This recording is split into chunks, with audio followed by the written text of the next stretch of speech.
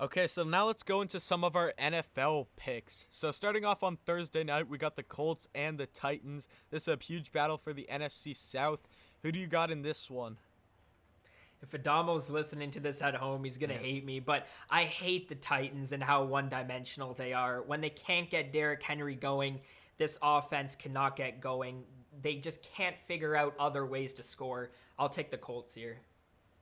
I'm going to stick with you there. I'm going to go with the Colts too. After watching the Titans play the Bears, their offense wasn't as good as I thought it was. Maybe that's just because the Bears' defense was good, but I thought that the Titans' offense was a lot better than what I saw. And their defense isn't anything special, so I feel like the Colts will be able to put up a decent number on the scoreboard and hold the Titans to a decent amount because the Colts do have a very good defense. I'll take the Colts in this one. Next up, we go to Sunday at 1 o'clock. We had the Tampa Bay Buccaneers and Carolina Panthers. Now, in this one, I'm kind of a Panthers fan. Like, I'm a huge Bears fan, and I also cheer for the Panthers a lot too. I'm a big Panthers fan as well. The Panthers almost beat Kansas City last week. I took the Panthers with the spread because I knew they were going to get that game close. McCaffrey's came back, although I think he's out with the shoulder injury now. He injured his shoulder in that game. But the Panthers' offense, a very, very underrated offense in the NFL.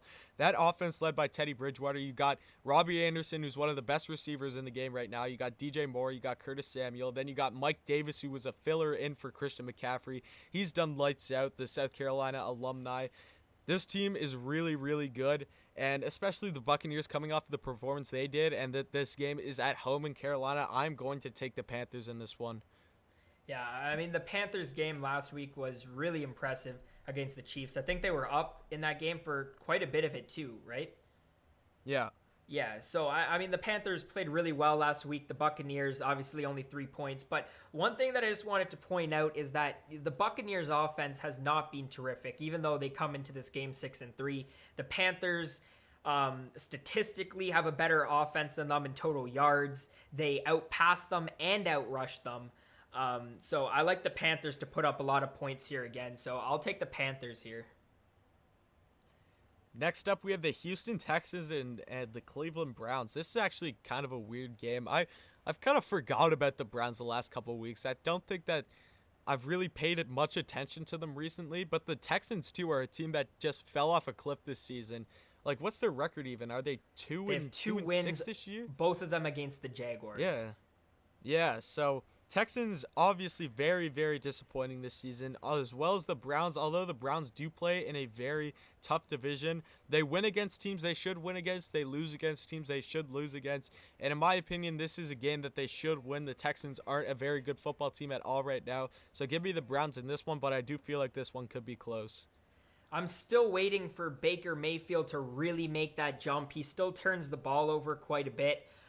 But I mean, this Cleveland Browns team is still really, really talented. And the Houston Texans have a bunch of struggles, especially if David Johnson doesn't play this week. The Texans line still has a bunch of problems. So I'll take the Browns here. Next up, we have the football team playing the Detroit Lions in Detroit. I feel like the Lions are a pretty good team. They're playing decently recently. They're 3-5. The football team are 2-6. Obviously, the Lions are one of the top most elite teams. They're not even, I wouldn't say they're a top tier NFL team, but I do feel like they have the talent to beat the football team in this game. So give me Detroit in this one. Who do you got? It's a tough one. I think this game honestly could go either way. The football team and really the Lions have struggled recently. I think the football team has some issues at quarterback. I think we don't know what we're going to get from Smith, so I'll take the Lions here, but I think it could go either way. Next up, this game has a 14-point favorite coming out. We have the Jacksonville Jaguars taking on the Green Bay Packers in Lambeau Field. As much as I hate it, I'm taking the Packers in this one because they are the better team. There's no question about it. The Jaguars have been a struggling football team for some while now, and Green Bay lost to Minnesota the last game they played. 2 weeks no, ago. 2 weeks ago. Yeah, They that beat was 2 weeks 49ers ago. last week. Yeah, because that was the Thursday night game, right. So Green Bay's coming off a win. They obviously got to work on their offense more. Other than Aaron Rodgers, and Devontae Adams and Aaron Jones, they need more weapons on the outside. But I still feel like the Packers are way too talented to lose this game to the Jaguars, so give me the Packers. So the Packers beat the 49ers by 2 touchdowns, but the 49ers were extremely hurt. But I think that game should have favored the Packers more. The 49ers scored in the last minute, I think, so that easily could have been looking more towards a blowout. I think Jacksonville covers the spread, though. The spread I have here at 13.5. I would take the Jaguars to cover the spread, but I would take the Packers straight up.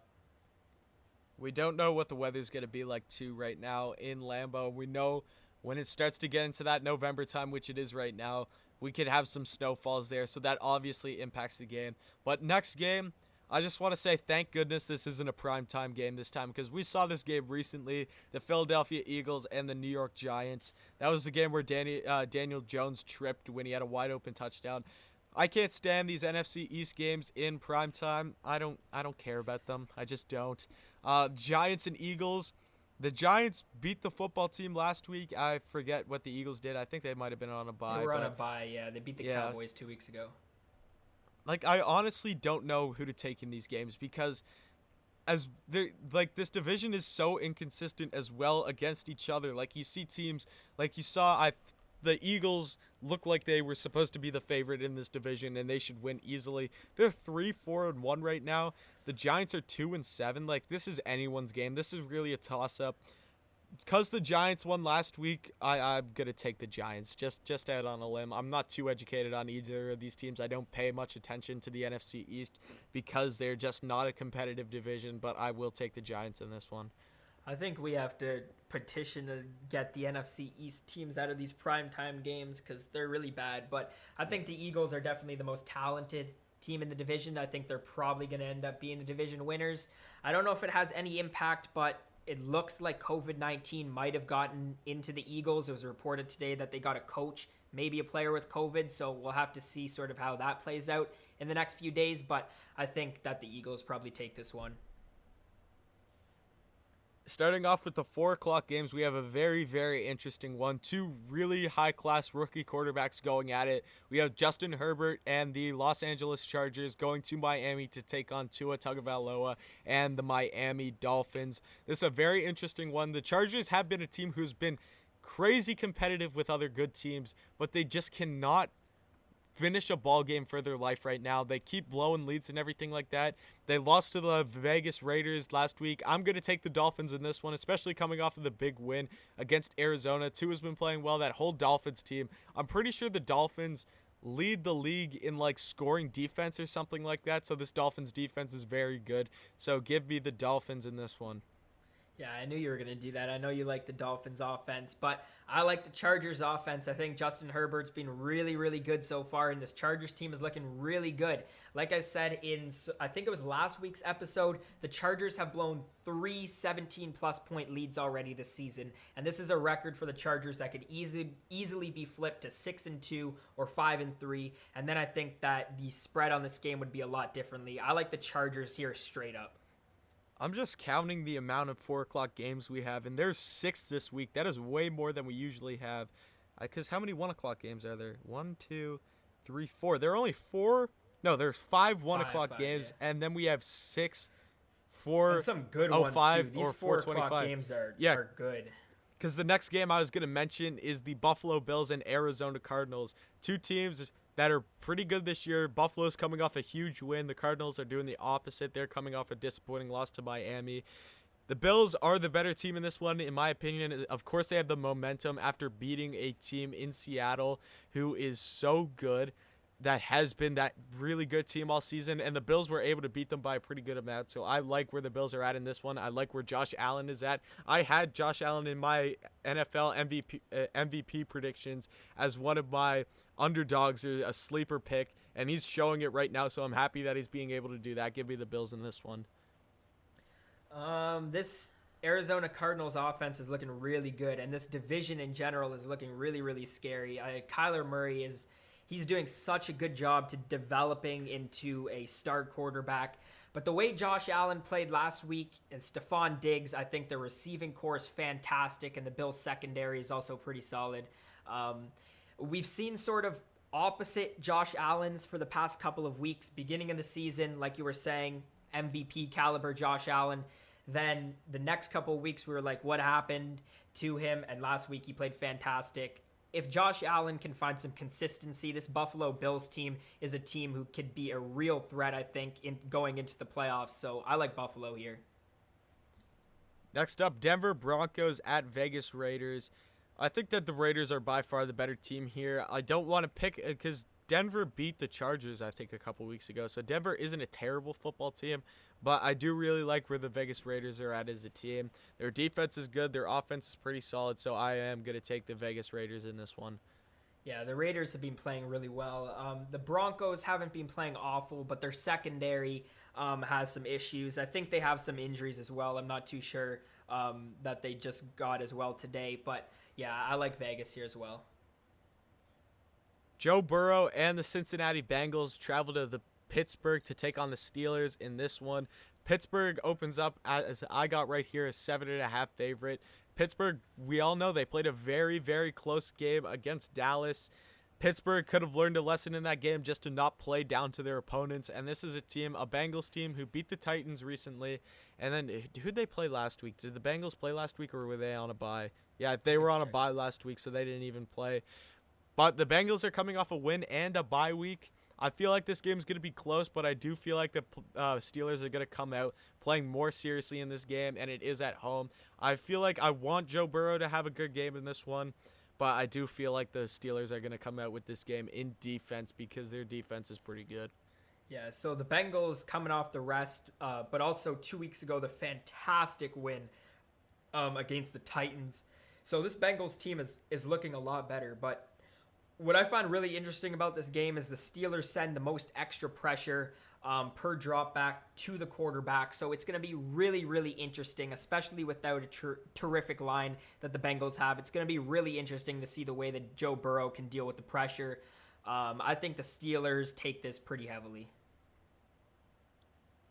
425, we have the Seattle Seahawks in Hollywood to take on the LA Rams. This is actually a very interesting matchup because the Seahawks come off of a loss to the Bills. The Rams were on a bye week, but the Rams are another very good team in that division. That whole division has been playing some really good football this year, and this is going to be huge to determine who wins that division because anytime you can force the Seahawks to get a loss, that allows the Rams and the Cardinals and even the 49ers to move into that race ever so slightly. So who do you got in this one? Because this is a very, very tough to pick game here.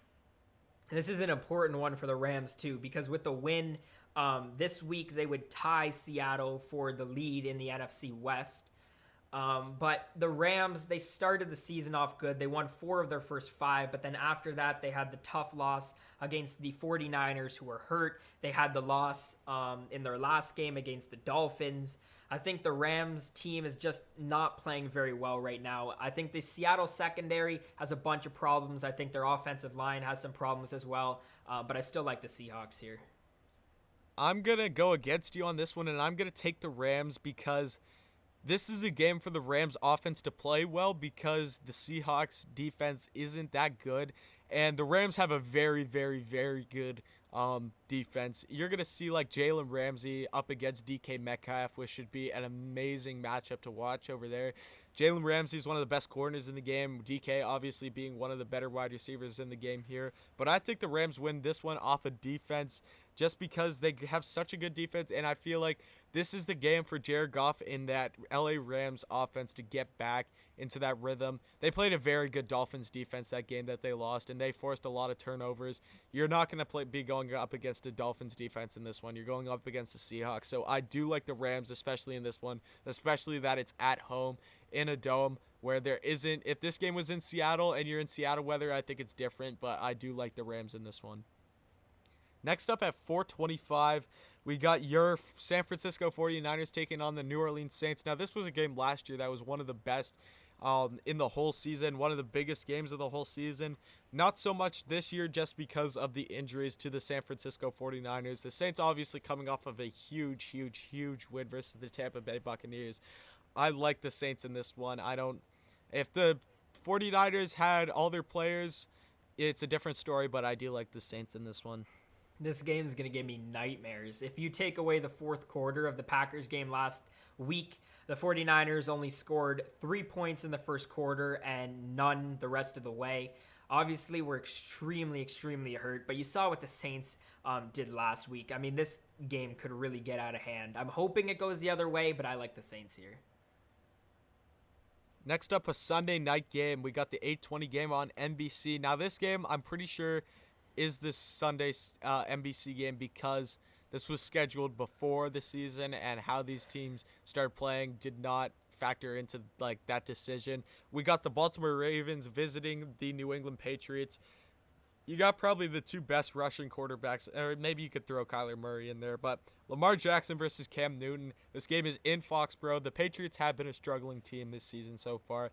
The Ravens have been good, but they aren't at the level that they'd like to be, especially coming off of last season. But I do really like the Rams in this game. I mean, not the Rams. What am I talking about? The Ravens in this game. Lamar Jackson's been playing great. That offense is really good. The Ravens defense, Marlon Humphreys had one of the best seasons in the NFL for a defensive player so far, so give me the Baltimore Ravens. Yeah, I don't think you can justify taking the Patriots after what they did last week. I think it'll be an interesting game, and I think you hit right on it that the Ravens haven't really been where they want to be yet, but obviously still a lot of season to go. The Patriots, I think, have some injuries on defense as well, so I think the Ravens win this one.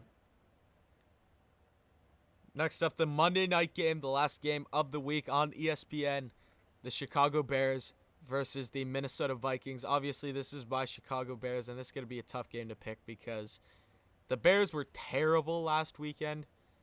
I don't even know. Minnesota came off of the win versus Green Bay, and they just beat Detroit, the Lions last week. Yeah. So Minnesota's on a bit of a hot streak now. They do come in as the favorite in this game. But the game is at home in Chicago, and the Vikings have been a team. I can't remember the last time the Vikings beat us. It would have had to been in 2017 because we won both games against them in 20. No, that's a lie. That's a lie. They beat us in 2018, the last game of the season. Or no, we beat them in 2018, the last game of the season, because that's what forced us to play the Eagles in the divisional round rather than the Vikings, or no, the wild card round where the whole double doink happened. So yeah, the Vikings haven't beat us since 2017. So this is a very, very interesting game. The Bears have had the Vikings number for so long, and this could be me being biased because I'm a Bears fan, but I feel like the defense going up against Dalvin Cook and Justin Jefferson and Kirk Cousins, I feel like our defense will be able to eliminate those factors. And if our offense could just have the little bit of spark that we need to just score some points, I think that we win this game easily. So I'm going to take the Bears in this one. I hate to kill your buzz about the offense, but this was a struggling Minnesota defense for the first few games of the season, but they've really, really tightened up in these past two games. They shut down the Packers, they shut down the Lions, and I think you hit it. The Bears defense has been good in the past weeks, but you guys just haven't been able to score enough points, and I don't think you guys fixed that against the Vikings, so I'll take the Vikings here.